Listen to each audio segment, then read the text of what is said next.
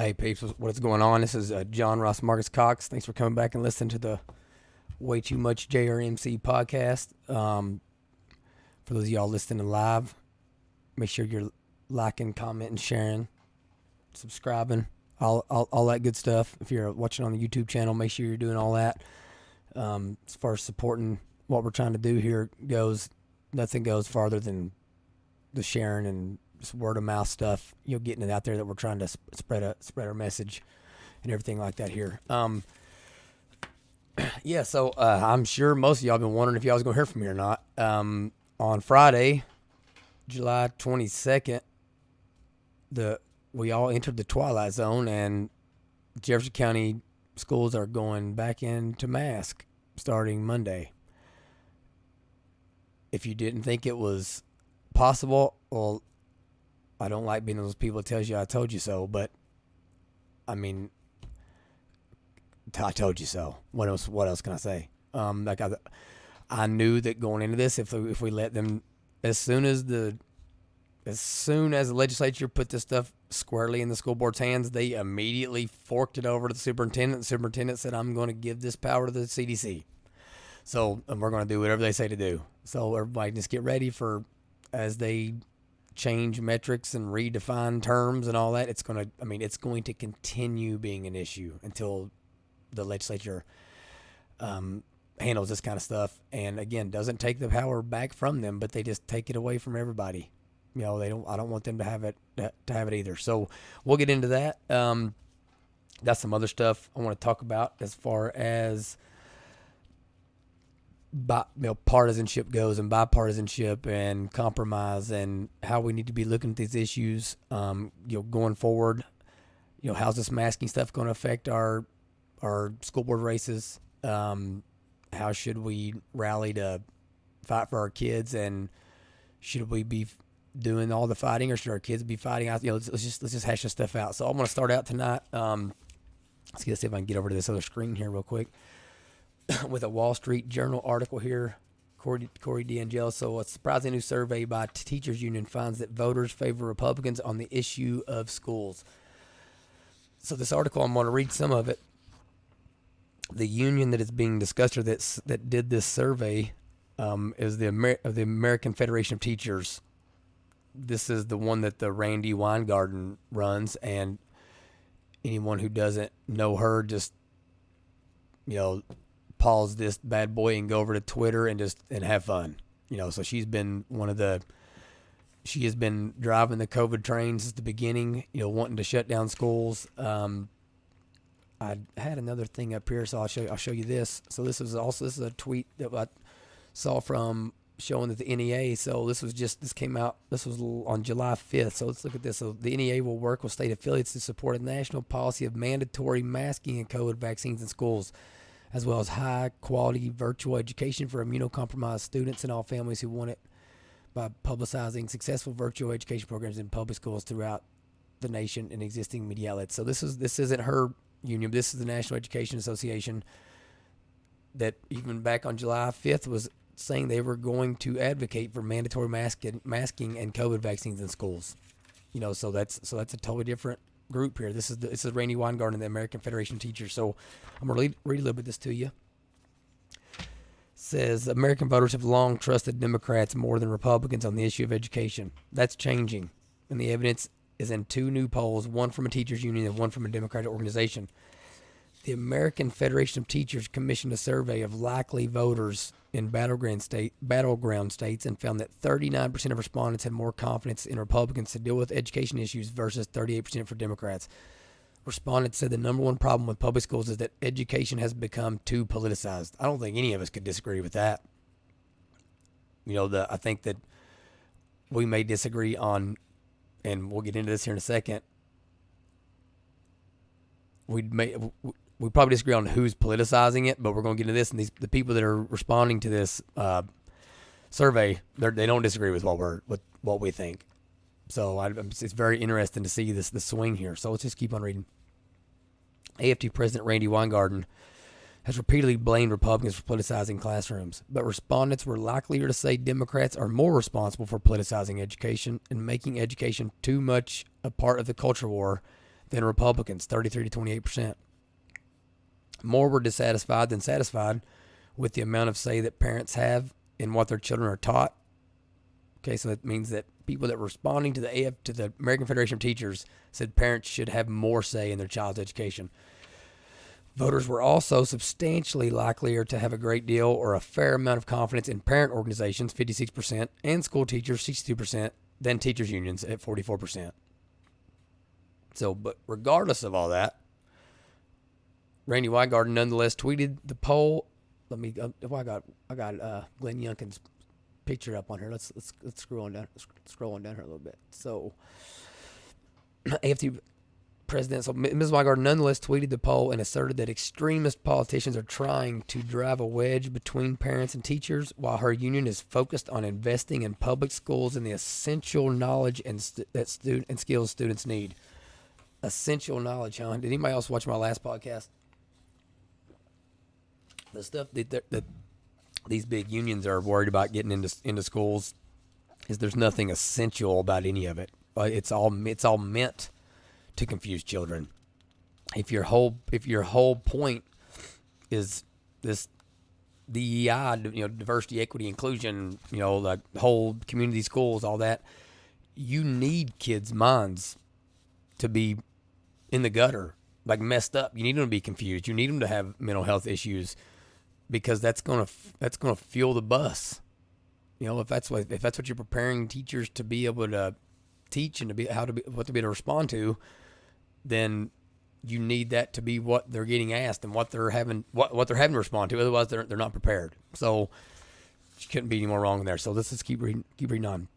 The other poll was conducted in battleground congressional districts by Democrats for education reform. It found that Republicans were ahead on education by 3 points overall.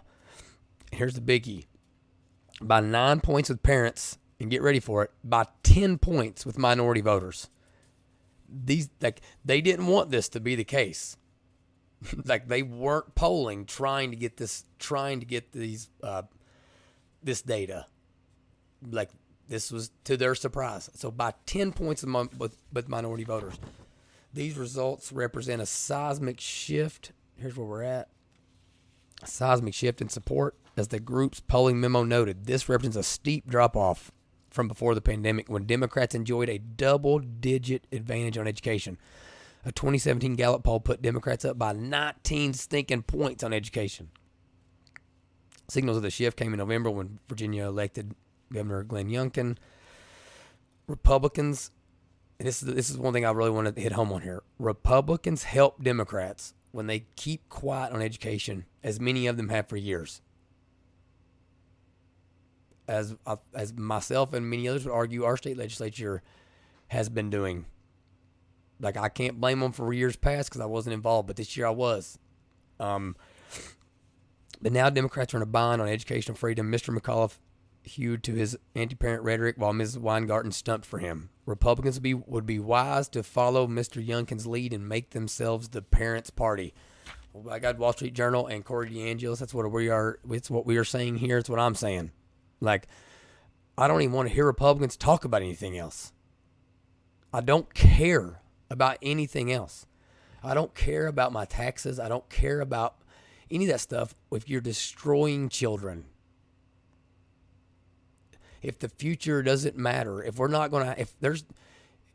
I can't hope that my children are going to be brought up in a country that's going to value the principles and beliefs and hard work, meritocracy, all that stuff, is if that's not and we're not going to teach them things, the rest of it doesn't matter. Death and taxes they're assured for us. And again, I'm going to tell people, I'm not a traditional old school country club Republican. I'm just going to be honest with everybody here. What I'm trying to say is we can argue about taxes after we save our kids from being brainwashed and indoctrinated and left to fend for themselves, because we're going to affirm everything that they say whenever they're children and they don't know what they're trying to say. They'll say anything. My kid literally tonight, my oldest was swearing up and down he wasn't tired. He fell asleep on the couch at 6:30 because he's been at a buddy's house for 2 days. Oh, you're not tired? Listen, they're children. They need us. We got to protect them, Okay, so, but I thought this was crazy because I see people all the time, it's like, especially in our school board races, wanting them to stay nonpartisan, and I get it. They have to from a technical standpoint. The Republican Party cannot, they can't put an R by their name. But the idea that we're going to be able to keep these from being nonpartisan is almost a laughable argument, because there's not a Democrat in the United States of America that will come out and be defiant on these mask mandates. There's not a Democrat in America we can find, and I'm not saying they don't believe it in their heart of hearts, and they don't agree with what I'm saying at their dinner table. I'm just saying they won't come out and put it in a newspaper or say it in an interview. There's no Democrat in America that'll come out against abortion up until the point of birth, because that's the party line right now. They need that Democrat money. They're like, so I mean, it's going to be impossible to keep them from being partisan. I think this article, these two surveys that are coming from Democratic institutions are telling us we would be wise to just run with it. We are right on these issues. The issues that we're going to talk about tonight, the issues I've talked about in the past. We are right when we say we don't want obscene material sitting on elementary school libraries for 9-year-olds to walk by, perusing, the bookshelf, and stumbling into seeing any kind of like sexual activity in an illustrated form. I don't care if it's gay or straight or two dogs. I don't care. It's like, I don't want them stumbling into that in a non-controlled scenario where no one even knows to have a conversation with them about it, and their little minds are just churning and burning and like turning into something crazy. If you ever read the book, there's a book called Strong Fathers, Strong Daughters, and the author talks about a daughter that just had such a great relationship with her father, right? And something happened. It was like overnight, the daughter went from, being daddy's little girl and daddy's little sidekick to like almost hating her father and not even being able to look him in the eye. And it took.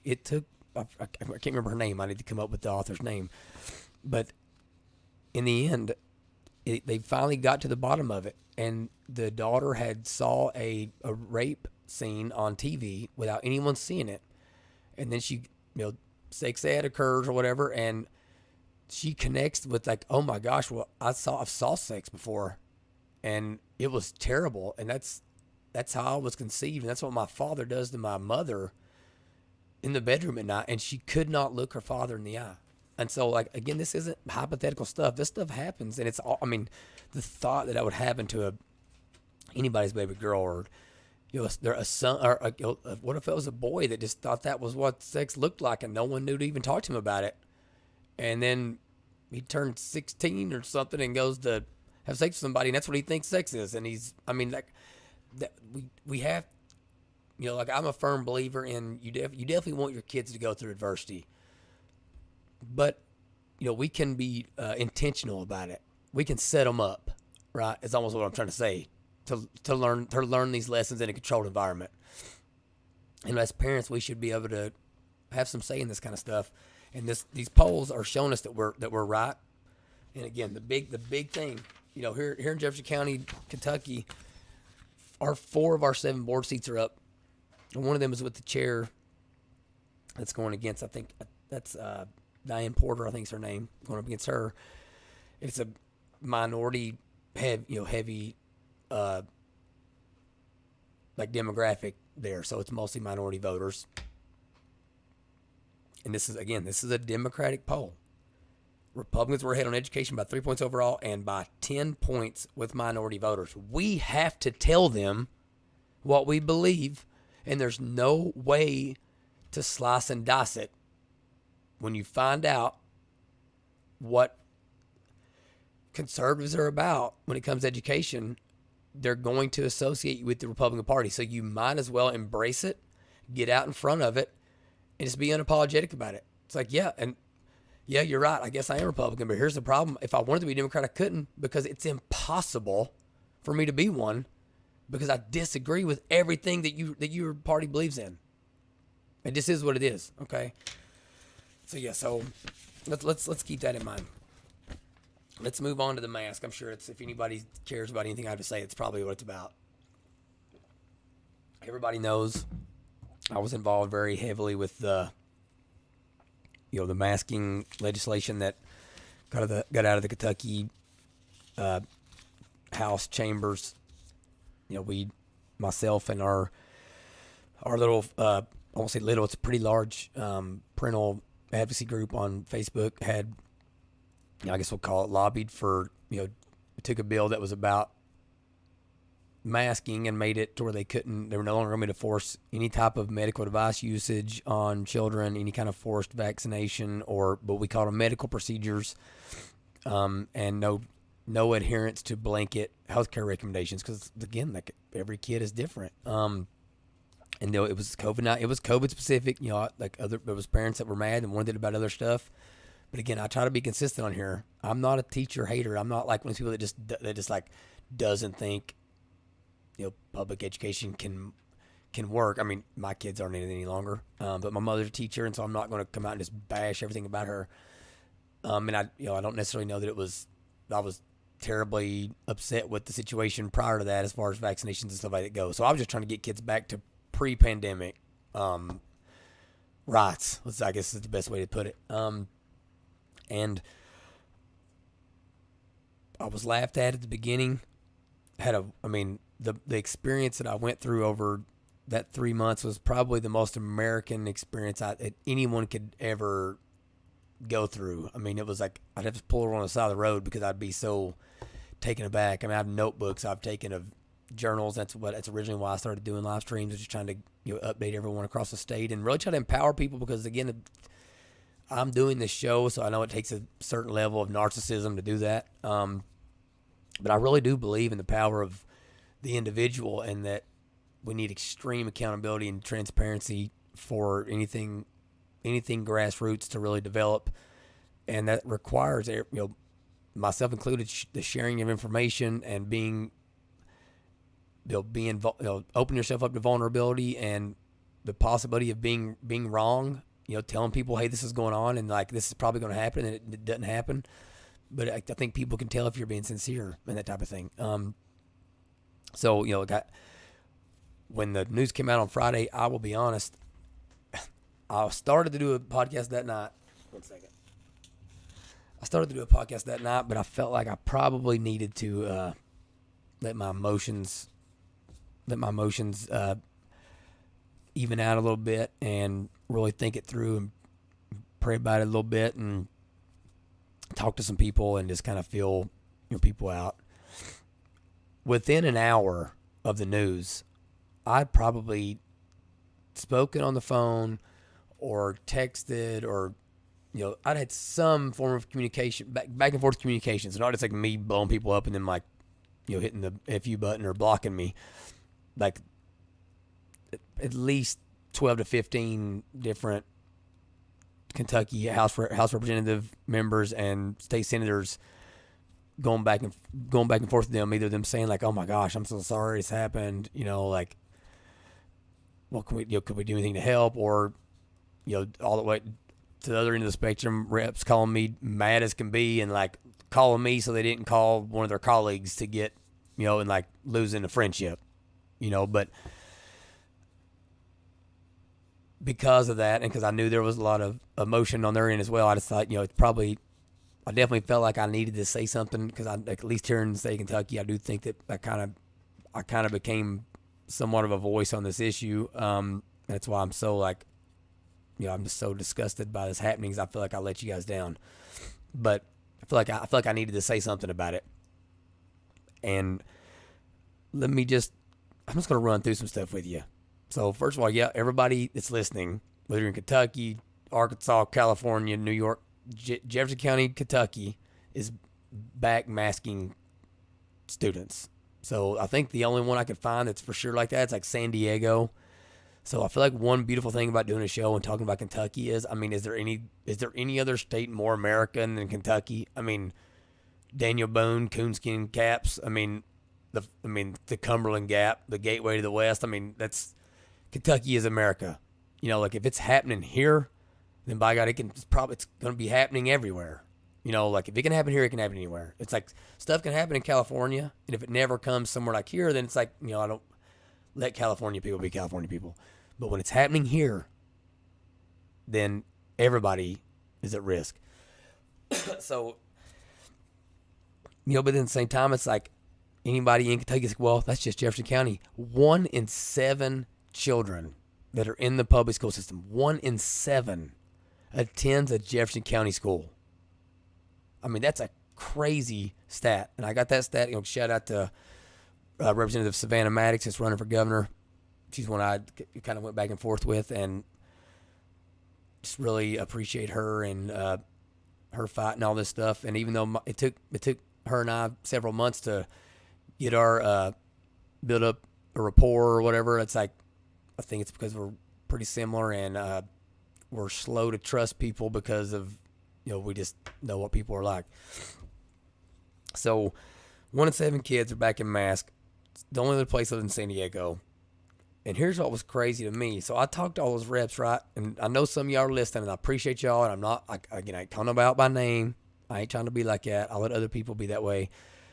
But even on like Twitter, I started spot checking, trying to see who was coming out against this. And Savannah Maddox was the only politician I could find that said anything, that put anything out there on the World Wide Webs, like in opposition to this. And thank you, Savannah, for doing that. But we need all of y'all doing that. I mean, this should have been, I feel like at this point, we should be able to get a petition going around, and we should be able to get all of you guys to sign something saying that the first working session of the 2023 legislative calendar, you just pass HB 51. No matter what is happening then. Even if it's ceremonial at that point, because they've all aborted mission, they've shown us that they can go back on this crap. We are all living our lives. Nobody cares about this stuff anymore. People are sick. All right? It's the flu now. And I'm not even trying to be weird here. There's a vaccine. Get it. If you want it, get it. There's masks everywhere. All right, I saw Sam's Club yesterday. They gotten a big shipment in. So listen, they're there if you want them. Let the rest of us live our lives. I'm just waiting on them to come from my football team. And I'm telling you, I'm just gonna be cool. I'm gonna be hot over that. I mean, don't be. But I can't even get into that tonight. That'll piss me off too. Way too much. So I appreciate all y'all that have reached out to me and talked to me about how ridiculous this is. And I know some of y'all, it's not affecting you in your counties, legislators and all that, but these are children. I don't need to be able to look a kid in the eyeball to care about a kid. I believe beyond a shadow of a doubt, if I drove down to Louisiana today and was walking in the street and I saw somebody pull a gun on any 8-year-old, and I had time to dive in front of that 8-year-old, I in my heart of hearts, I know that I would jump in front of it. I believe that beyond a shadow of a doubt. All I'm asking for y'all to do is to say that you'll pass a bill saying that you don't have the power to do this, and neither do school boards. So I'm going to challenge y'all to that. Next thing, I've been wanting, and I didn't talk about this. I should have came on a couple weeks ago. It's been 3 weeks I did last episode. But here in Kentucky, we just had a Supreme Court thing that came down. And this is the kind of stuff that Republicans, again, when I say I'm not a traditional Republican, this is the kind of stuff that makes us look petty and look bad. All right, so I'm literally going down there. I'm starting at the most recently elected representative, and I'm telling each one of them as I go, don't even tell. And one day, some of these people will come. Maybe I can get them on my show whenever I'm a big dog, and they'll testify to this. I was telling them, asking them point blank, this bill that I've drafted, that I'm putting in front of you, would you vote for it? Yes or no? And they would say, yes, I would vote for it. Some of them are red in the face because they're so excited about it. And I would look them in the eye and say, listen, I don't want you to don't even bring it up to anybody. I'm going to do it. I'm going to go room to room, rep to rep, garnering support from this thing. I want to go from 0 to 51 votes, like with myself and my team that's around me. And I wish I could say their names. They'd get mad at me if I did, but those ladies know who they are, and they were God's gift to me and saved me so many times on the way, and couldn't have done any of it without them, along or any of you guys that are listening and have followed along all the way. But I just didn't want it to get too big too fast or whatever, during all that. But then on the flip side of that, we have people I'm meeting with that are literally screaming at me like, local control. And I'm like, okay, I'm not asking you to take control back. I don't think you have it. I don't think they have it. I don't think they want it. I know teachers don't want it. Like, they don't feel like they're getting paid enough to be mask police. So I'm asking you just to say that, hey, when we passed the bill earlier, it was wrong. We didn't have this power to give them. We're taking it away. Masks are gone. You cannot mandate like the wearing of them. You can wear it if you want to. All right. And they were like, that is just a bridge too far. One guy who is, I won't tell you his name, but let's just say he's big in the equestrian industry, and from Western Kentucky somewhere, about cornered me in his office. I was trying to get out of there. He was so mad because I said something. I was like, some people think the legislature punted this down to or passed the buck, and gave this, didn't want to deal with it, so they pointed the finger at school boards. And anybody that knows me knows that, like, I'm not a confrontational person. I was making it a joke. I had my legs crossed like a papaw. I mean, I sit like an old World War II vet with my legs crossed about 75% of the time. But he was so upset about it, okay? These same people, our Supreme Court just ruled this was unconstitutional, and guess what?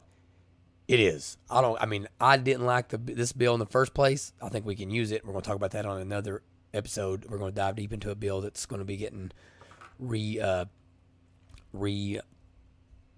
or whatever you want to call it, refiled during the next session. But they wouldn't take away masking powers from everyone, okay? But they were gung-ho about passing a bill that would not allow school boards to meet more than once every 4 weeks. It started out as once every 8 weeks. And there was an amendment filed, I believe, by Representative Nemes here in Jefferson County to get that down to 4. But one thing I was arguing through all this was, let's think about what people are voting for positions for.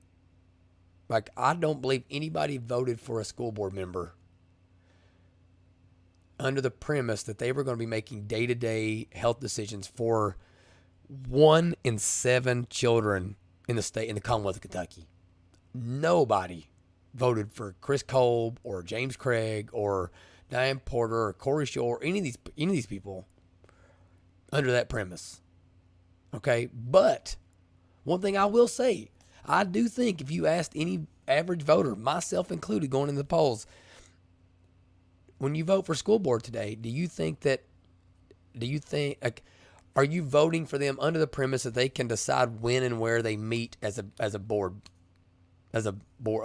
body? I would say absolutely. What are you talking about? Of course. Who else would decide that? Well, that's what our legislature did. So it was a bridge too far to keep kids from having to stick needles in their arms and wear diapers all over their face all day long. That was a bridge too far. But by golly, you can only meet once every 4 weeks. Like, come on, man. Don't come at me like that. I mean, I know you think I'm stupid because I got a beard and I sound redneck on that. I got long hair and all that. But let's be honest. That was all you being. You just didn't have confidence. Don't be like putting stuff on me because like I worry you. Okay? Like, you're lying to yourself. You're unprincipled. You didn't know what values you stand for. You're shooting from the hip, and you have a disdain for regular people, regular Americans, the people that are voting for you, the same way the Democrats have a disdain for us that are fighting for this stuff. So, in the spirit of keeping this thing family friendly, I won't say what I want to say to those of you that treated me certain types of ways, or like, put it like this. Other than a couple people that voted against the bill was HB 51, for those of you across America in the 2022 session in the Kentucky legislature, it was HB 51. Other than a couple that voted no that voted no on it, that came to me afterwards and explained to me and like had the respect for me, that in reality was them showing respect to the cause. It's not me, it was the cause, which means they were respecting all of you all that are listening. Other than those few people, if you voted against it, you're part of the problem. So when I say that like we're Republican, like this is all Republican stuff, I ain't talking about you. I'm hesitant to say the word rhino and all that because I think it's it's turned into a weird deal and kind of a talking point. But I feel like to me, brass tacks, HB 51, and because I know what message I was spreading room to freaking room, right? The people that voted yes on it are the people that I know that I feel like can be trusted and that are like okay with parents having more say in things and all that good stuff. There was other things that we were in support of that we weren't spreading our message and telling our story the same way we were on the masking issue that we will get better at. And those reps are the starting points. On our last episode, I tried playing a couple of clips. I'm going to post them in the show notes after this is over because I want everybody to go look at these clips on YouTube of two of our reps, and I'm going to say their names again. Julie Rocky Adams, Killian Timoney, talking about parental rights, how they've never seen them be stepped on. And then the other one's, Killian Timoney is saying that literally the second, he's like, parents do have control. You do have the ultimate control. He said, until you send them out the door and put them on the school bus. And then it goes to the next layer of control, which is the school system and teachers and like administrators. And my mouth hit the floor. It's not Republican in my, as far as I'm concerned. So that's where I'm at on that. And unless we all rally and like get on the same page and like get a concise message, and it should be easier this time around because what we did in the legislature this year, Kentucky legislature, was nothing short of a miracle, right? It really, how y'all mobilized for emails and calls and all that stuff. It was it was beautiful to see. I felt so blessed and just like, it was like, I felt like God put me in that building and put me in that situation to give me hope for the future. Getting to see the emails coming through and reps showing me when they were coming through in real time and all that. So it should be easier for us, but we're going to have to, they're counting on us not continuing to be organized and being able to mobilize that organization. Now I got news for them. I was in Frankfurt last week with a group of patrons from all over the state. I'm not going to drop their names either because I call it way too much JRMC for a reason. I'm way too much for a lot of people, and so I don't want to their name. I don't want them to feel like I piggybacked off of them or anything. They know who they are. We are doing stuff that even a year ago, individuals that weren't getting paid, that were taking a risk on silly because they didn't have something to contribute or anything like that. Like, we're in a room talking, and it was wonderful, and we needed more of that.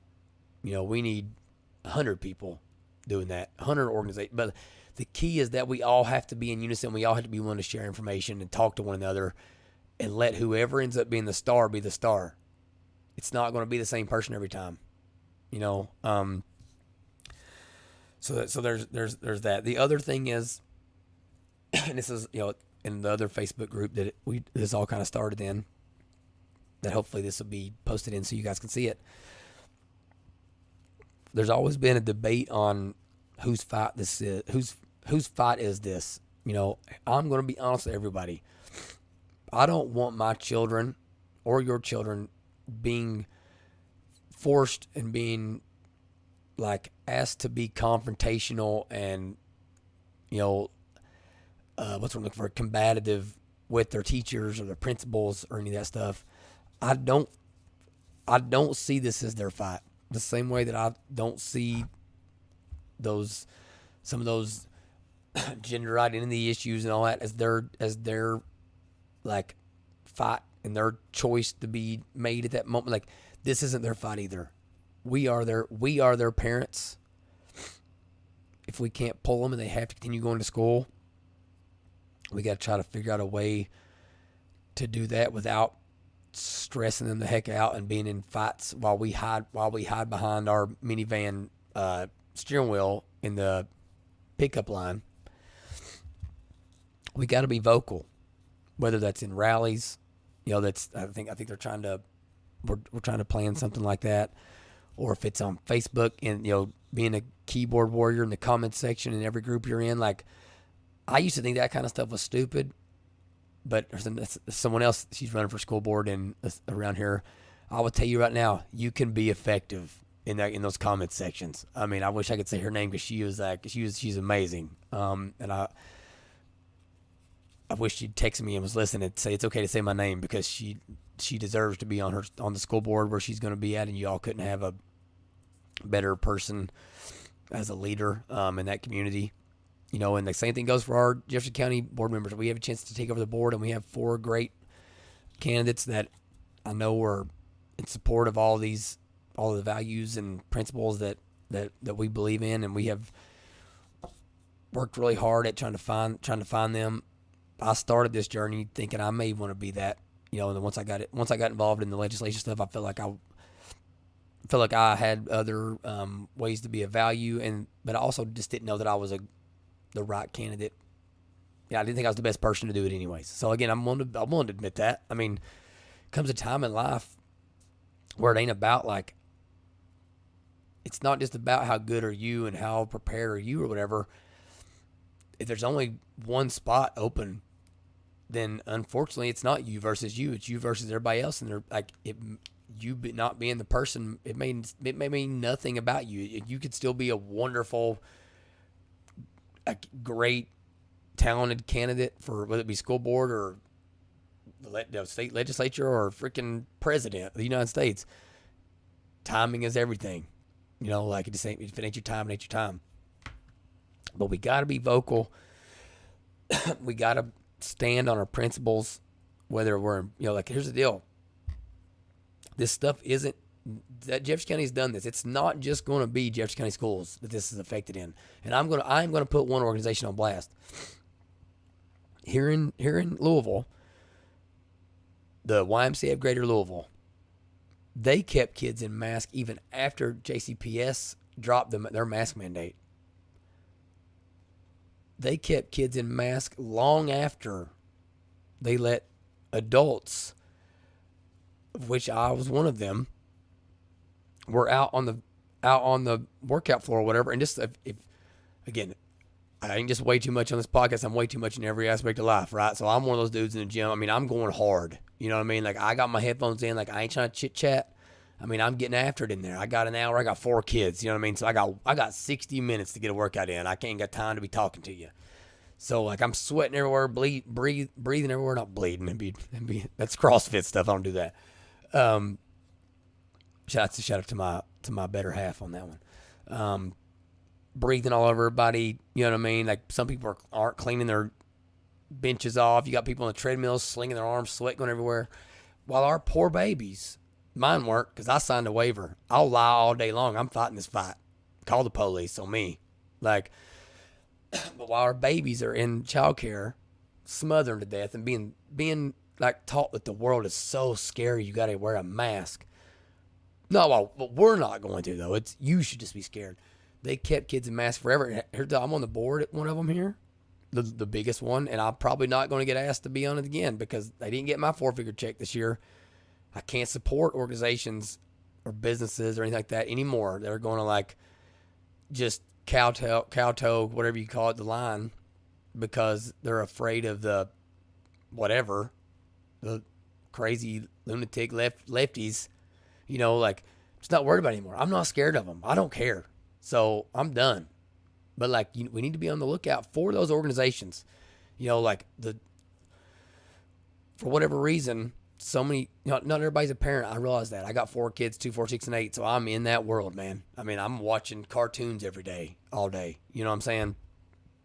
Not everyone's like that. So they're working out. And like most of them, I've talked to so many people in the last 48 hours that didn't even realize the YMCA did that here.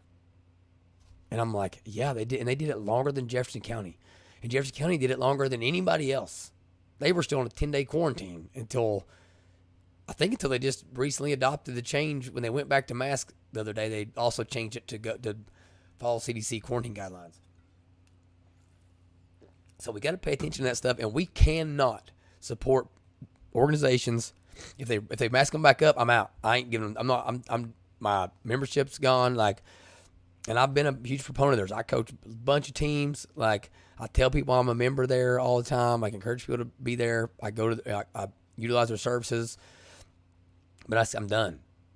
Like Academy Sports was a business that they never made me wear a mask from day one. I patronize them as much as possible. You know what I mean? But like, I'm done with the lip service stuff. I'm in several Facebook groups. I know the Catholic Archdiocese here in Louisville.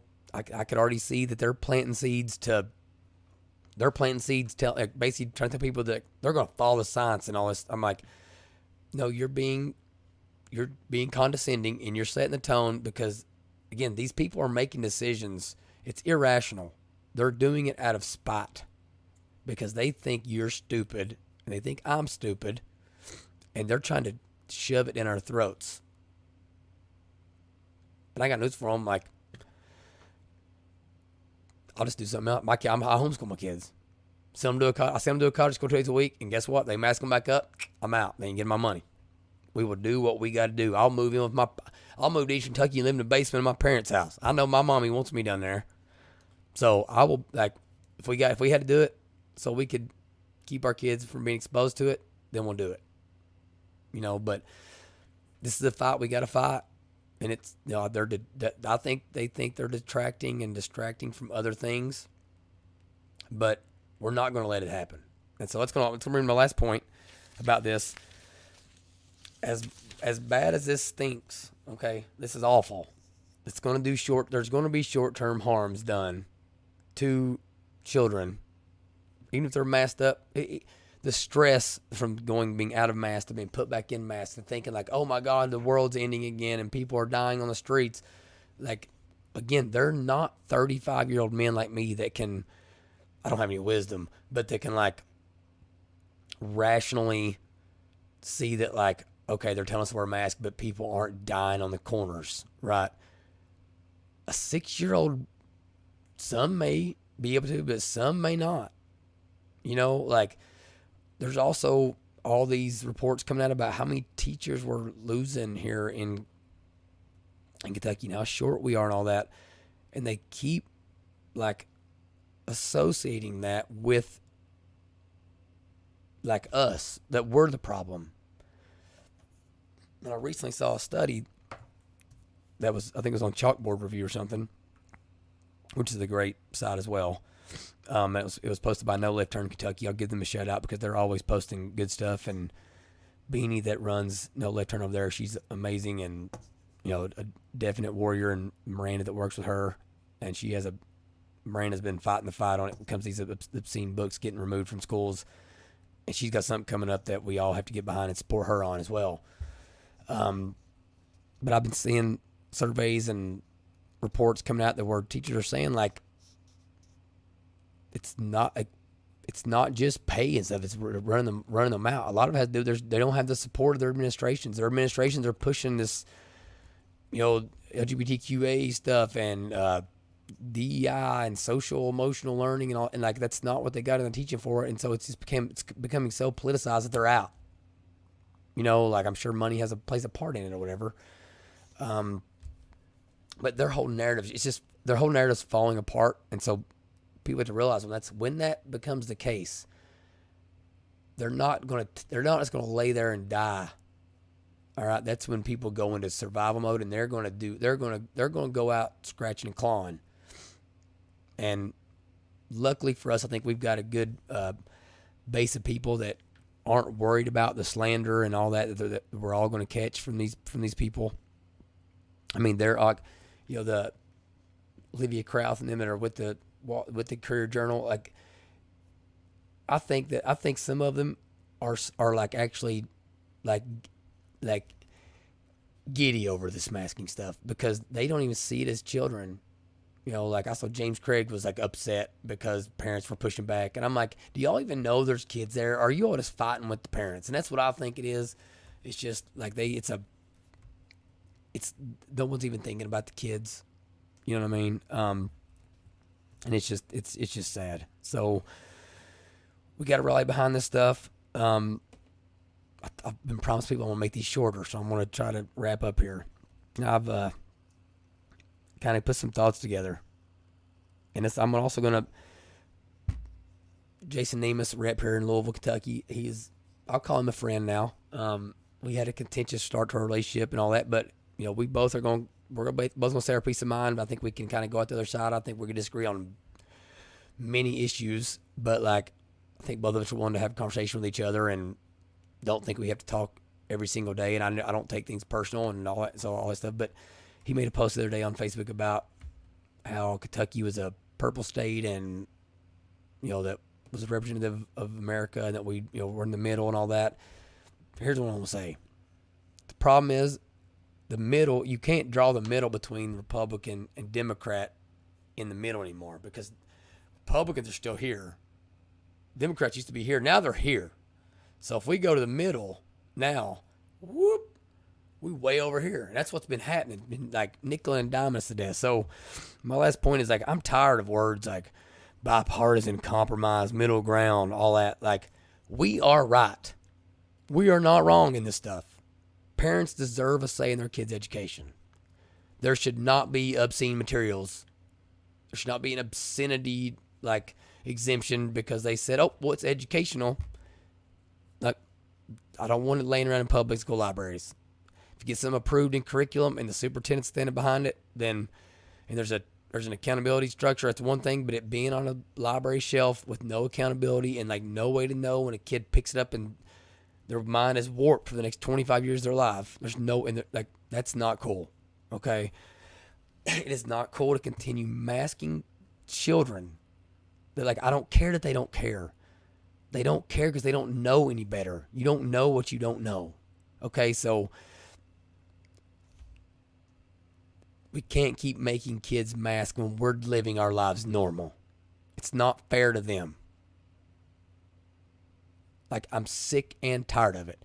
I'm sick and tired of people thinking parenting means that you go with the flow and kids will figure it out and all that. No, they won't. Go look at our inner cities. Go look at what's going on in East Kentucky and the poverty level.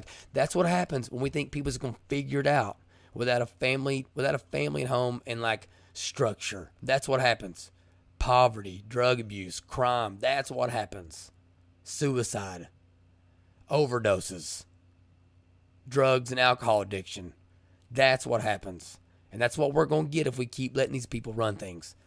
All right, so we cannot be afraid of being labeled Republican because there ain't a Democrat around that'll jump on this stuff. I gave them the opportunity. I went to Democrats. Okay, now, and I will give some of them some credit. They didn't vote against this bill. They didn't vote against the mask bill. One of them stood up and asked a question that was a fair question. All right, I'm not opposed to debate. That's all I'm asking. Give me an opportunity to win the war of ideas. That's all I'm asking. But they didn't vote for it. Not one of them broke the party line. Not one of them. When some of them lived in the most vaccine hesitant communities in the state, several of them, and none of them were a specific demographic. There are different demographics. There are different pockets of the state that are very vaccine hesitant. They were not willing to step up to their constituents and say, nope, he's right. I'm not going to make them take, there's no data that says this is beneficial to children.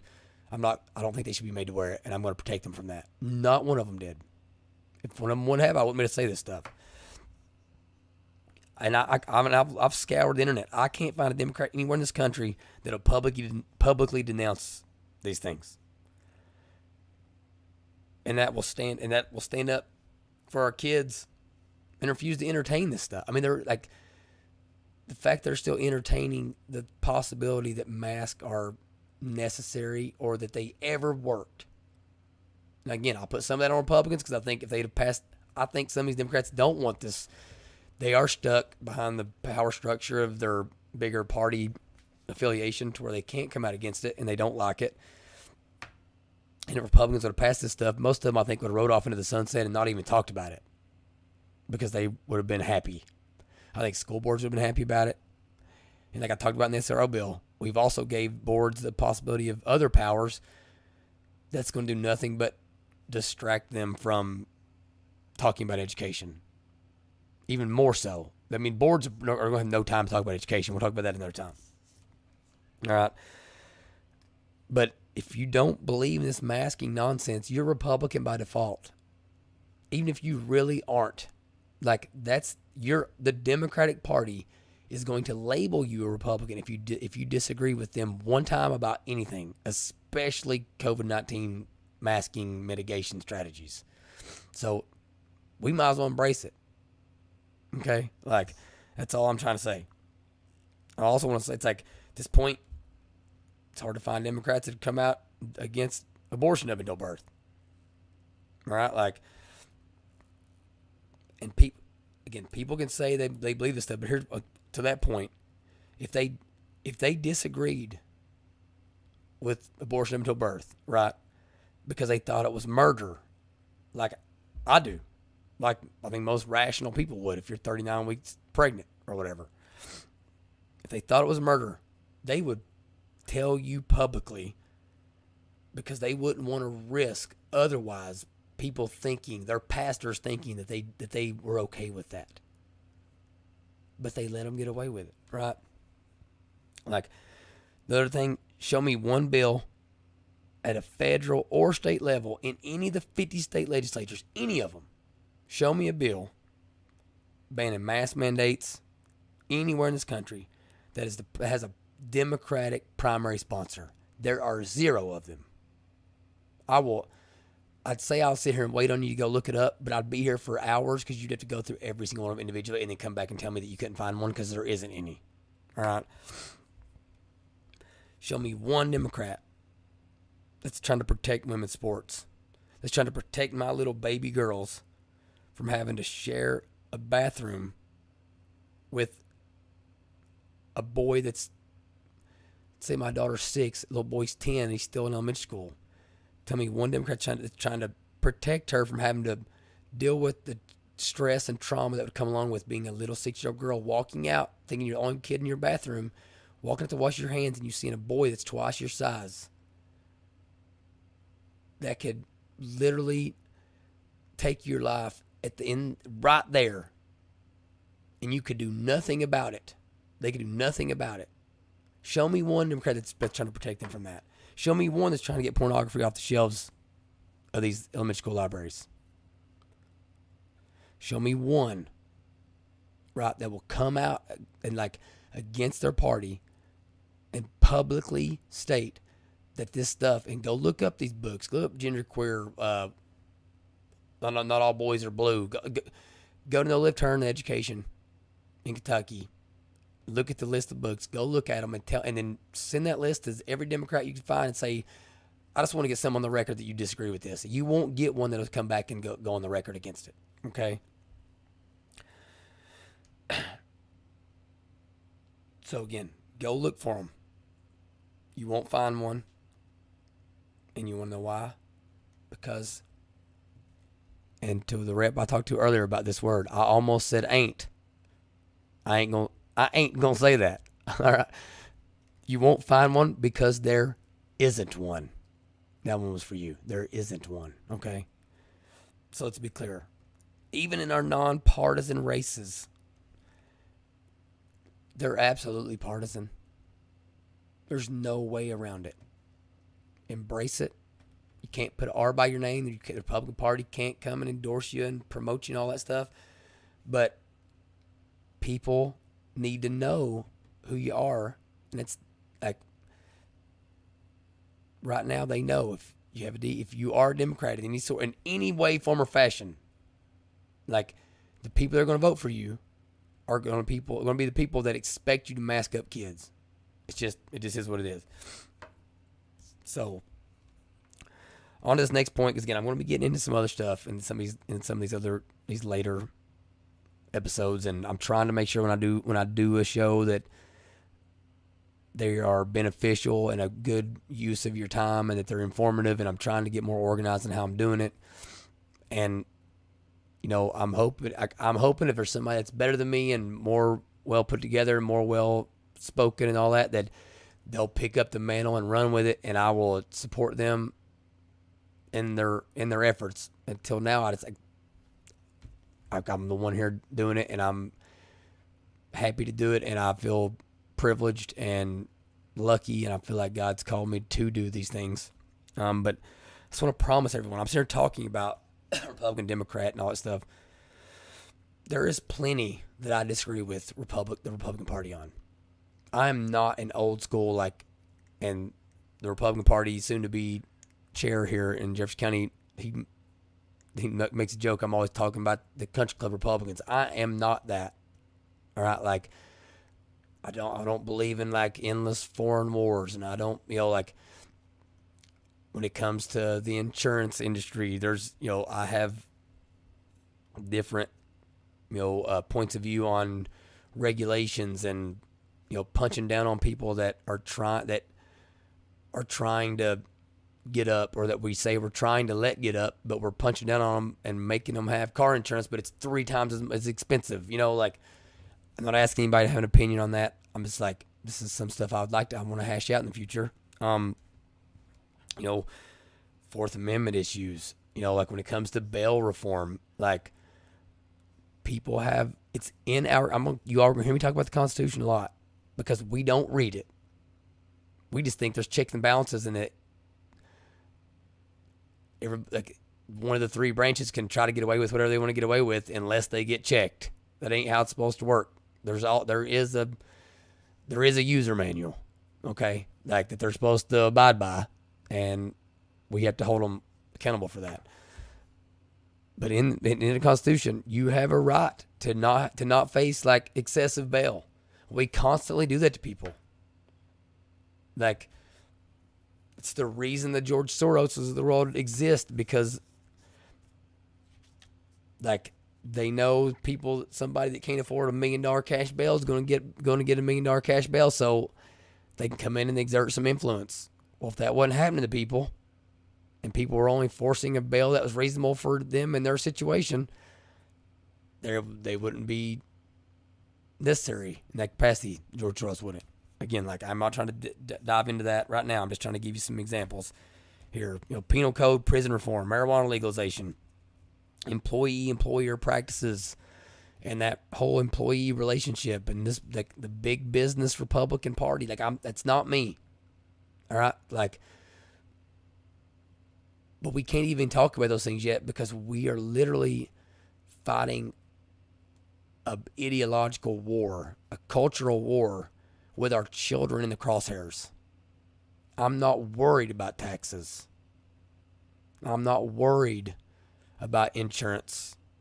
I'm worried about my babies and your babies being able to grow up in an America that will give them the opportunity to live a better life than what I've lived and their grandparents lived. That's all I care about. And it's only going to happen if we keep having these conversations and get uncomfortable and risk looking stupid, and that might mean writing something and it gets murdered on the internet. You write an op-ed and it just gets absolutely murdered because you missed a couple things, right? It might mean you do a podcast and it might mean you're doing a podcast and you look up, you're doing a video on it, and an hour later you realize you had something hanging out of your nose. It might happen to you. It didn't happen to me. I'm gonna check my stuff. But I'm just saying it may happen, right?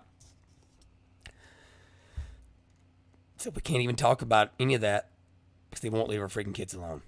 So this isn't to say that we don't have problematic Republicans. I talked about some of them, and they are real, and they are still a problem. They are still there. All right, they're and I'll try to point you on the directions of some organizations that are going to be good at pointing them out. I'm not going to be one of those people that's just like calling people out left and right and all that, because I want to be involved in different aspects of stuff. But I'll get other people the information. So we absolutely have problematic Republicans. All you got to do here in Kentucky, though, is just go look up where these people's campaign contributions are coming from.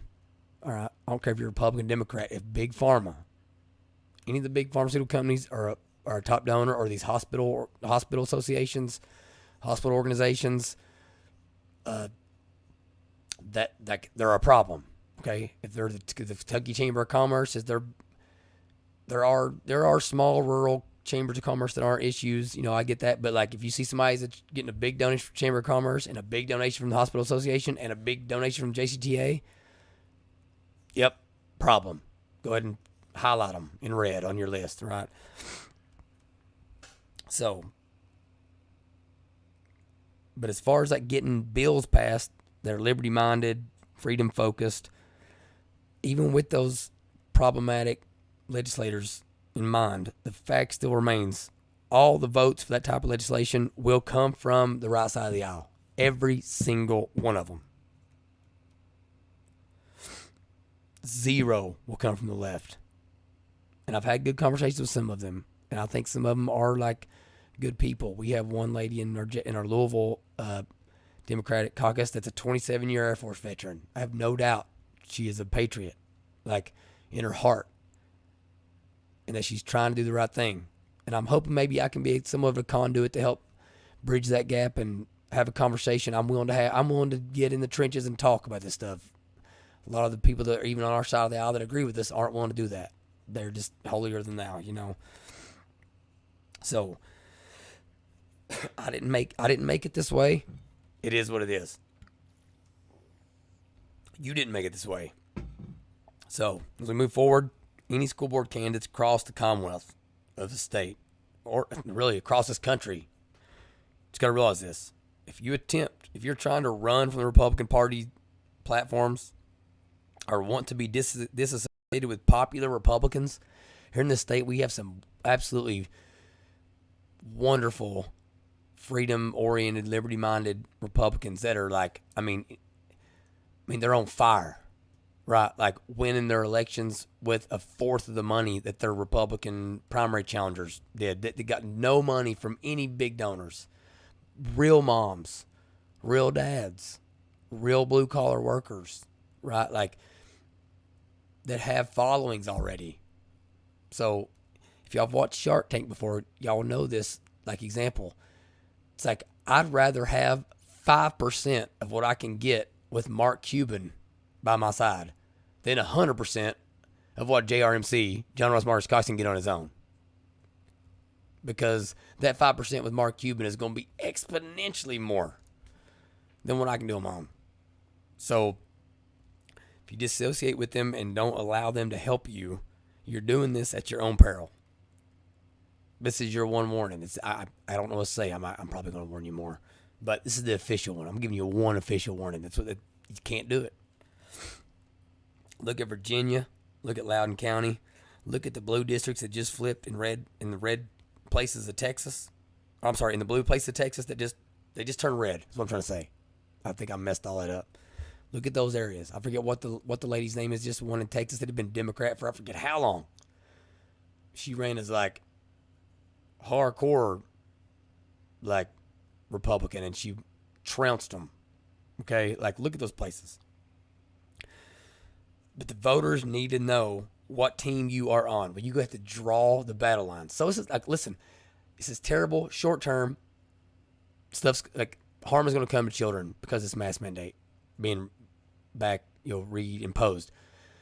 But on the flip side, we need energy going into these elections, and I don't know any other way to energize people more, whether it be teachers or moms and dads or whatever, than these masks. So let's, like, if it's going to happen, we don't have any power over it. We can't make them stop it. We can pull our kids, right? But we don't have a vote to do away with it. Let's make it a positive. All right. use this to generate energy to get us into November. We're not that far away. So I think many of you school board candidates will be absolutely surprised how our message is going to resonate in every single district with every different demographical makeup. Trust the process. Trust that you have reasoned through your values and principles, and that they're sounded in the Constitution. They're sound in the Constitution and in preserving liberty and justice for all. Like, you have to be confident in that. And if you're not, get out of the kitchen.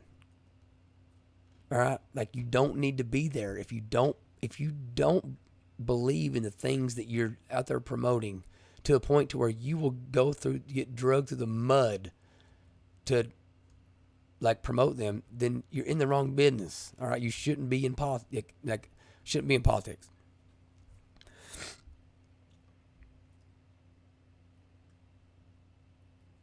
I think it's about all I got, I think, today. I had a couple other things I think I'm going to hold off. So I'm going to end on this. I saw another thing on there where, here in Jefferson County, and I've been saying this for a long time, politics should be downstream from culture, not culture downstream from politics. We have long waited on politicians to rise up so that we could follow them. Okay, well, that leads to demagoguery. That leads to authoritarianism. That leads to Hitler and Stalin and Mao. It leads to all these bad outcomes. Okay, like I saw some on Facebook earlier today where someone thought it was they could not fathom that it was a positive thing that in certain areas we had gotten together as a group of parents, concerned citizens. Some were grandparents, some people weren't, some just taxpayers, and we ultimately went and found the people that we thought would be good to run for school board. And these people, someone thought this was like anti-American. And I'm like, have you ever heard the story of George Washington? Our first president. He didn't want to be it. I'm sure he did. Every man's got an ego.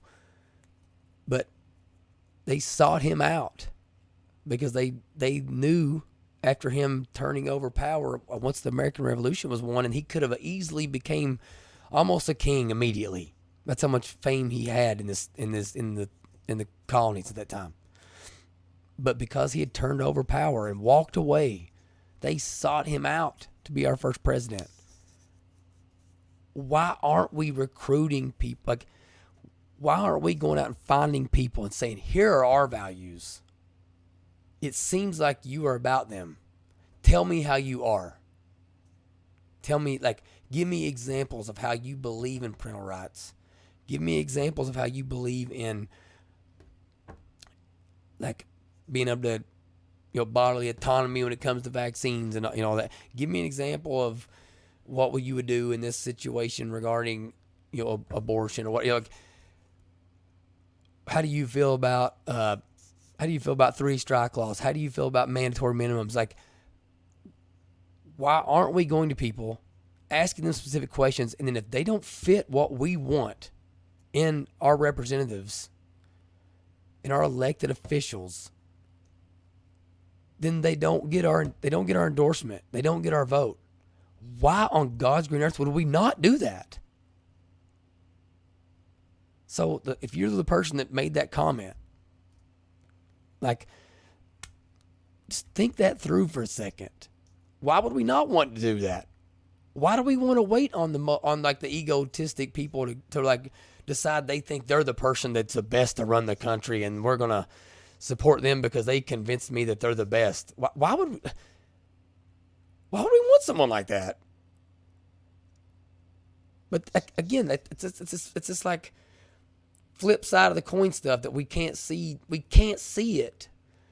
Again, it's like it's a step too far to do away with all masking mandates. Nobody in the government can make it, but it's not a step too far to tell a school board when they can meet and how often they can meet.